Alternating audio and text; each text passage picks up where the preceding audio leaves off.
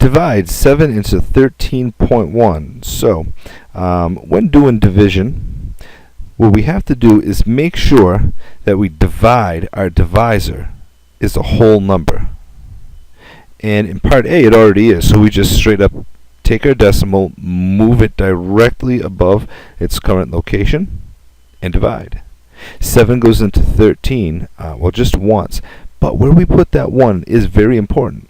The 1 has to go above the 3, and the reason why is 7 did not go into 1, it went into 13, so it's got to go above the last digit in the 13. Multiply on 1 times 7, 7. Subtract, we get a 6. And we just bring down our next number, which is a 3. Again, we already dealt with a decimal, so as long as we're lining up our numbers correctly, we're going to have the correct answer. How many times does 7 go into 63? And actually 7 goes into 63 evenly. It goes in 9 times. So the 9 goes above the 3, and when we multiply it out, it does go in evenly. There's nothing left over, nothing left to bring down. So our answer is 1.9. Let's look at part B. Part B gives us the same numbers, but with the decimals moved over a spot. So 0.7 and 13.1, 13.3.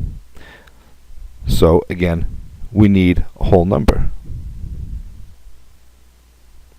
Now, it's not a whole number, so what do we do? Well, if it's not, we make it a whole number. I'm going to take that decimal, I'm going to slide it over one spot. So now instead of 0.7, it's 7. Okay, 7 point or just 7. Same thing, it's a whole number. Now, there's a cost for doing that. What you do on the outside, you do on the inside. So I have to move this over one spot. Now, I have a whole number here, a decimal inside, and I can move it up. My new problem looks like this. The whole number 7 divided into 1, 3, 3. The decimal is at the end, and we had moved it up. And now we can divide just like we did last time. So we end up with the same numbers. 7 goes into 13 once, so the 1's got to go above that 3.